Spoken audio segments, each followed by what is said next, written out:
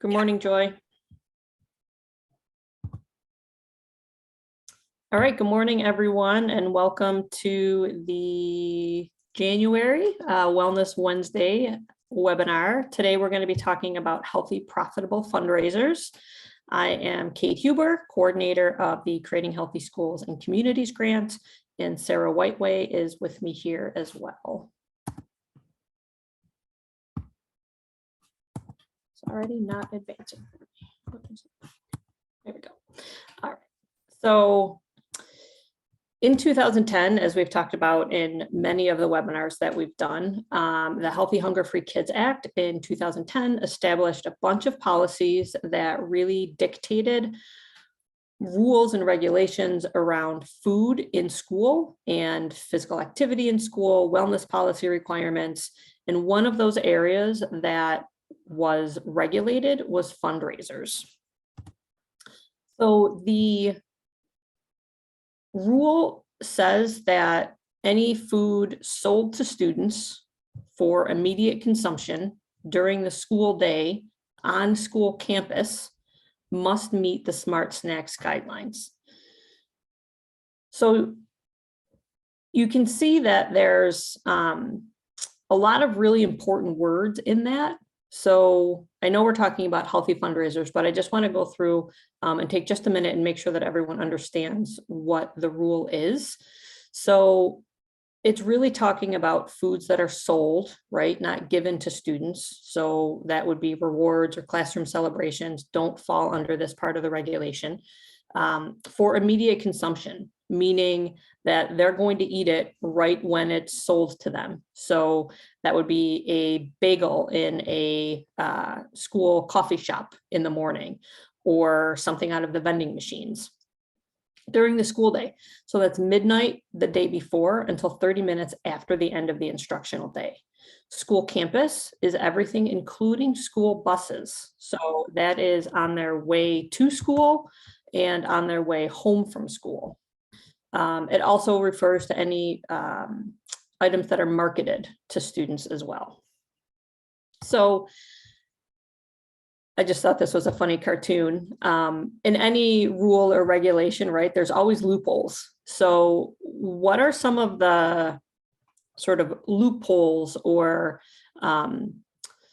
things that you can think about that a district might say, well, I don't think we really need to change any of the fundraisers that we're doing based on that law or the new regulation?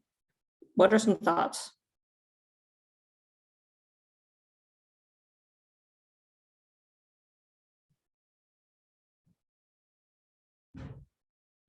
So one of the first things that comes to mind for me is, well, if we're doing a chocolate sale around Easter or springtime, you know, they're having it sent home. They're not eating it during school, so that one's fine. Or if we're doing Zappa snacks, or if we're doing a pancake breakfast, that's not during school. So we don't really need to change anything that we're doing. Yeah, Lori mentioned school dances. Yes, definitely. Sports concession stands, things like that, right? None of that is during the school day. And so a lot of what people, they really don't think they need to change much of anything. We're going to talk about some things that do need to be changed. But then really at the end of the day, a lot of this comes down to a district saying, you know what, we don't have to change these fundraisers, but we're going to because it's the right thing to do. And we're going to talk about why it is the right thing to do and how to make some of those changes. So what is the problem with unhealthy fundraisers, right? I mean, they definitely make money, but it contradicts what's being taught in health class, right? PE, health class, even biology, right? When we're talking about body systems, we're good food in, good stuff out. When we tell them to eat healthy in class, but then we're having them sell junk, right? It's sending the message that money is more important than health. It really contributes to the health issues that are making kids the first generation whose life expectancy is less than their parents. That's really scary, right? It robs students of healthy role models and the opportunities to practice healthy habits. And it exploits teachers for fundraising companies and corporations. Can you think of any others that, why else? What did I forget that is a negative about unhealthy fundraisers?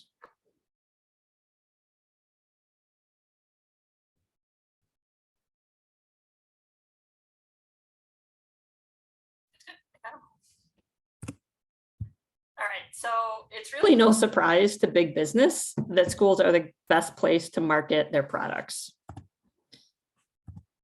So schools are a captive audience, or school children, right, are a captive audience. They're there for 6-8 hours a day. Selling directly to students now, to young people now, cultivates brand loyalty and will ensure that they're consistent future customers, future sales. And then schools are really trusted institutions. So when schools get behind something, it's really telling the students that this is okay. We support this. We agree with eating chocolate and, all of these other things. So it's basically turning the school staff into marketers for these companies, and it's giving them massive amounts of free advertising.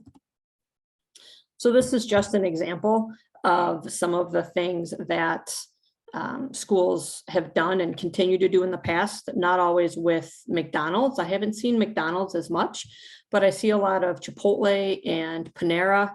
While those are certainly better places to eat than McDonald's, they still sell a lot that is not healthy, and their portions are way bigger than any one person should be eating. And again, it's using school staff to market, and in some cases, even do the work of the cashiers, like happens in McTeacher's Night. They actually, the teachers will stand behind the counter and save the company money on labor. So what makes a fundraiser healthy? Involve physical activity, right? Anytime we get people up and moving, it's a good thing. Does not sell food in competition with school meal programs. So this would be during the school day, obviously. Bake sales, candygrams around Halloween, around Valentine's Day, those types of things. It sells non-food or healthy food items. And then those healthy food items would align with the Smart Snacks guidelines, or just be fruits and vegetables. And then really it's tied to the bigger picture. Our hope is that schools are moving toward creating cultures of wellness, and we want the fundraisers that we're doing to really tie into the culture shift that is happening in a lot of the districts. So again, why healthy fundraisers, right? We talked a little bit about this, but we want to send clear and consistent messages. We want to help support that school environment, limit the availability of unhealthy foods. We want to help the schools make money, and we want to save time and resources. There are so many fundraisers out there that are actually a lot less work and require less overhead in terms of money, but also time, resources. So there are definite positives to switching to healthy fundraisers other than the health side of it. So why is that an issue, right? We can definitely make the same amount of money, but we don't see schools flocking to making healthier fundraisers. So the number one reason that schools don't want to change, fear of losing money, right? That's 100% why we do fundraisers, is to raise funds, right? We want money. And if we think that we're possibly going to make less money, we don't want to change anything that we're going to do, because, schools are severely underfunded. You need money for everything. So making less money is a real concern and a justifiable one. But there are other costs in terms of time, energy, or the materials needed to introduce a new idea, right? Time to get other people on board. So what other factors? Organizational structures or minds that don't support healthier choices. I know for my own son's school, when parent groups are trying to do fundraisers, I'll try to put in on, social media, here's my idea for the healthier fundraisers. Let's not sell junk. Here's some other ideas.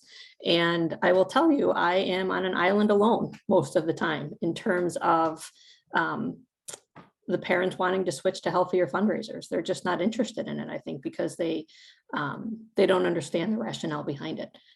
So those are real barriers sometimes that need extra effort to overcome. Wellness policies are not in place or they're not enforced. We see this a lot also, unfortunately, where the policy is great, but you still have a teacher selling snacks out of their classroom to raise money for the volleyball team, or they continue to have bake sales every Friday, or they sell pizza every Friday. So it's administrators who aren't able or willing to enforce the policy that is in place. And then sometimes it's just when people are switching, they decide to switch to fundraisers that are really too complex in the beginning. And they're afraid that there's too many steps, too much that will take into it. The learning curve is too great, and it's easier just to keep the status quo, even though they might be behind the healthier fundraiser. It's easier just to keep doing what we're doing because everyone knows the process, and it goes without any extra effort. Sarah, let me know how I'm doing in time. I, for some reason, don't have a clock near me. So dealing with fear, false evidence appearing real. Give new fundraisers at least 3 years before you decide to discontinue them. When you're doing a new fundraiser, the process that's going to make it go smoothly is new for the staff, as well as the families who are selling whatever the item is or asking for participation or sponsorship for whatever the new fundraiser is. It takes time to work out the kinks, right? Work on creating that culture to fine tune the fundraiser before giving up on it. And events have a value of their own. So even if maybe you're making slightly less money on a fundraiser, if you're pulling the community together, if you're building relationships among families and students and staff, that has humongous value in terms of health, mental health for students and families and staff. So look at what is the overall value of a fundraiser besides the money. And asking, right? Are you asking for money or to help our kids' lives? Sometimes it's all about how you market the fundraiser. So these are just general steps to develop a fundraiser, healthy or otherwise. But when you're trying to switch, these are some good steps to take. So, you already have groups of people who organize these fundraisers, whether it's the boosters, the PTO, school teachers, whomever. Pull people together. And what I don't have in here that I should have, and I guess it sort of falls under two, but evaluate your resources and fundraiser goals. So I know we've talked about this in a lot of our wellness committee meetings, but the idea of doing a fundraiser audit. So looking at how much money do you really need to raise as a school district for the year, and how much money do individual fundraisers bring in? Where are some ones that we might be able to switch them out initially that don't make, there are some fundraisers that make $25,000, and that's really dependent on every year for the senior class trip or whatever it is. And so that if that pot of money were to be reduced significantly, it would severely impact students. So start with some smaller ones, maybe a $3,000 to $5,000 one, and see. And maybe you might need to do an extra fundraiser that year if the new fundraiser doesn't make as much as you thought it was in year one. As we said, going to year 2 and 3, that revenue will come back again. It just might take a little bit of extra effort in year 1. Decide what kind of fundraiser to hold, plan the fundraiser, promote, execute. 7 is so important. Follow up and debrief. That reflection piece is really important, and it's going to allow you to say, okay, these are the areas that didn't really work. If we change that for next time, we might be more successful. Or we need to talk with people and get them more on board, help them understand why we did it this way. Looking at what went wrong, or why was it such a humongous success? How can we replicate that when we go to change other fundraisers as well? So really looking at how do we even pick a fundraiser, right? It's got to be fun. If it's not fun, people aren't going to want to do it. And if it's not easy and popular, right? If it's an event, you're much more likely to get people to show up if there's physical activity involved, actually, like we said, as a part of it, that makes it healthy, right? People like to do something at an event. You'll make less money at having all the kids come in the evening and read and have a snack with parents compared to let's have an open gym night and bring families in to play. When we're switching, we want to try to make it easy and simple, right? Accessible is important. Make sure that all people are able to participate in it. So when we do fun runs, we don't just want to call them fun runs, but we want to call them walk, roll, and run runs, or something along those lines. Come up with something creative. But we know that not everyone has the ability to run, but people maybe can walk, they can do a shorter track, or they can roll. They can be in a wheelchair, they can be on a bike. So we want to make sure that when we're advertising activities that include physical activity, that we make them accessible and are intentional in the marketing so that people know that they're accessible and that was thought about intentionally. Try to make it something that's popular, right? What are the latest trends? What do kids care about now? And then look at the amount of money it'll generate. And then again, the potential to be part of something greater than themselves and impact school and community health. So examples of some fundraisers that promote healthy eating. Fruit and vegetable boxes are really great. I know the citrus sales that a lot of schools do.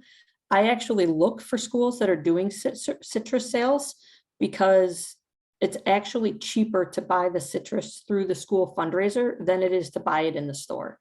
And the quality of the produce is exceptional.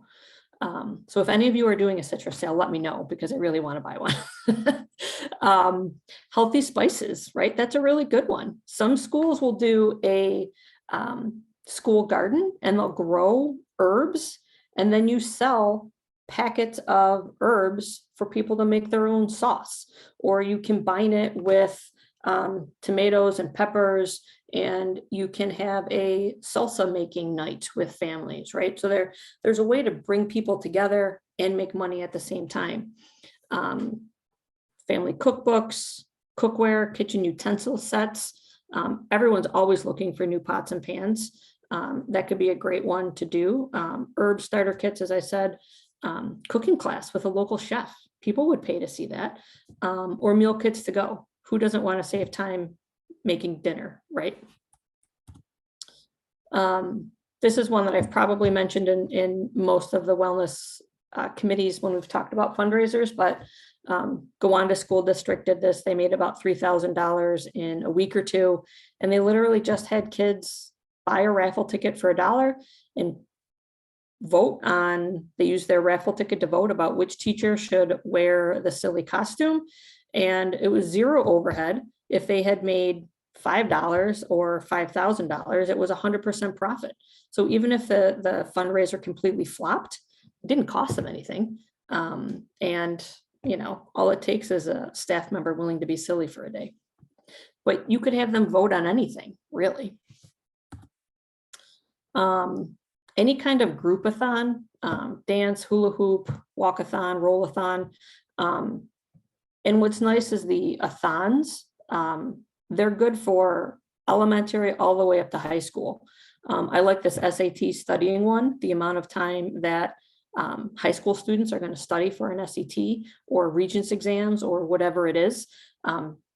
We know we want our kids to do well academically, so let's pay them to do some studying. Climbing, you know, let's see how many stairs we can climb in a couple weeks.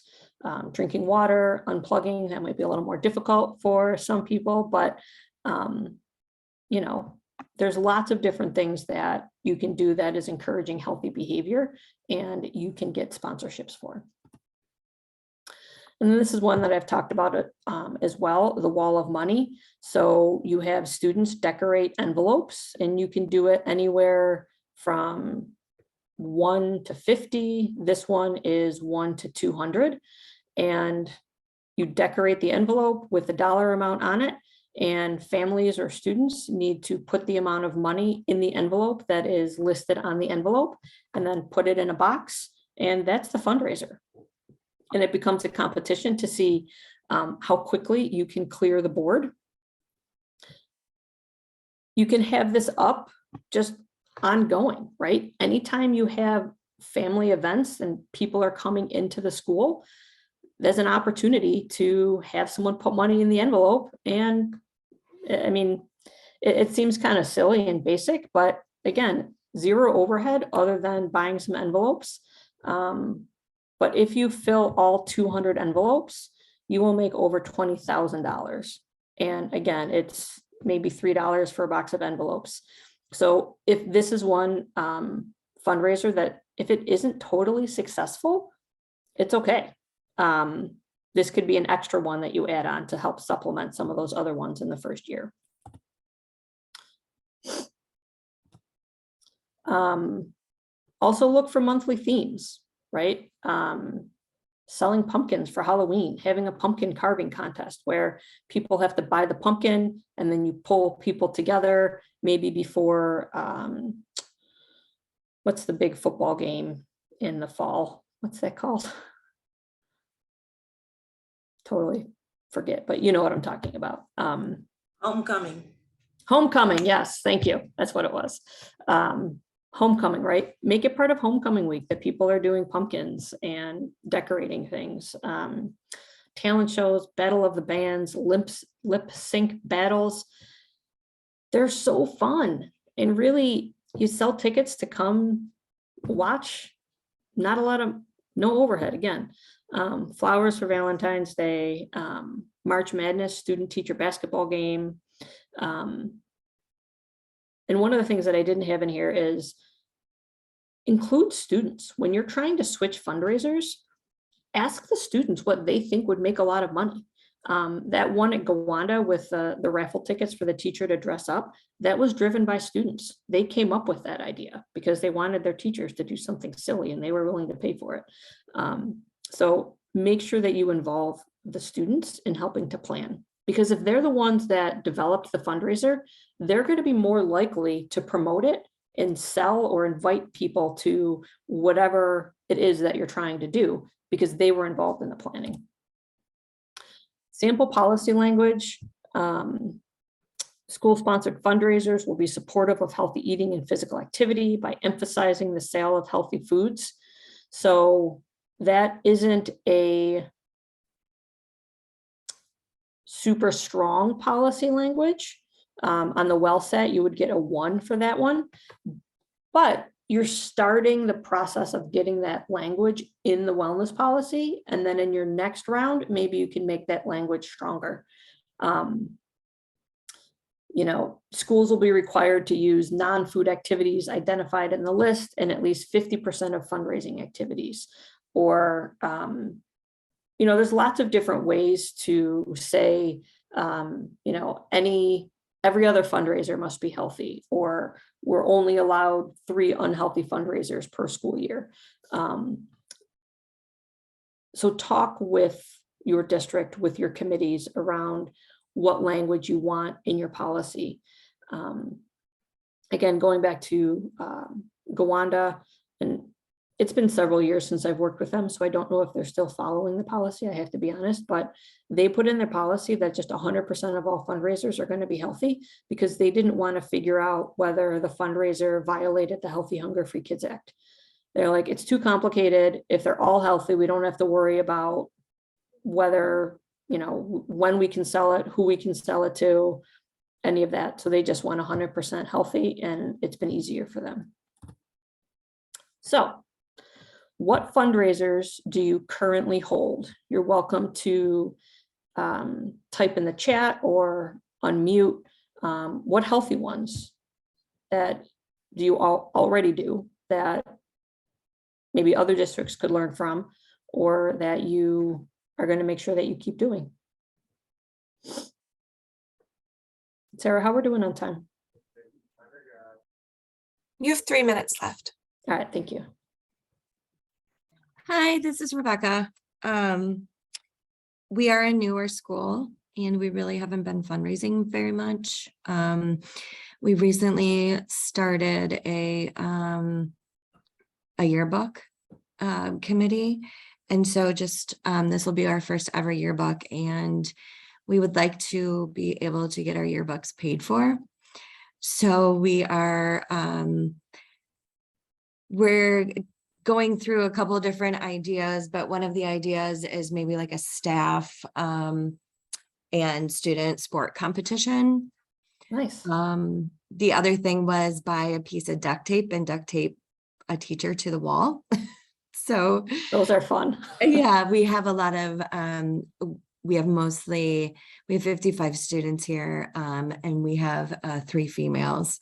So most of them are very motivated by sports at our school and doing something fun. So we didn't really want to have to deal with all of the Zappa snacks, that kind of stuff. They do for student council. One of the first fundraisers that they've done here is the meat sticks. Oh, yeah. Yeah, so those are really popular as well, and it's convenient. They can just go down and grab one from the student council teacher. So That's great. Now, do those align? I know sometimes those are pretty high in sodium. Do you know if they align with the Smart Snacks guidelines for sodium? that I'm not sure about because I haven't seen them. Okay. I haven't looked at them at all, but I know that it's a popular one too with like I see them a lot at the booster clubs for like the youth sports and stuff. So Yes, I've seen those too. Yeah, that's great. Thank you. And Joy says that they're having a citrus sale, their music department. So she'll let Oh, you know about it. And they awesome. also sell poinsettias at Christmas and then popcorn. Excellent. Just a quick reminder, I forgot to say this earlier. If you could put your name and school district in the chat, just as our little sign-in sheet, that'd be great. And then which fundraisers do you think would be the easiest to eliminate? If you had to start with one and change it for next year, which one do you think might work to get rid of?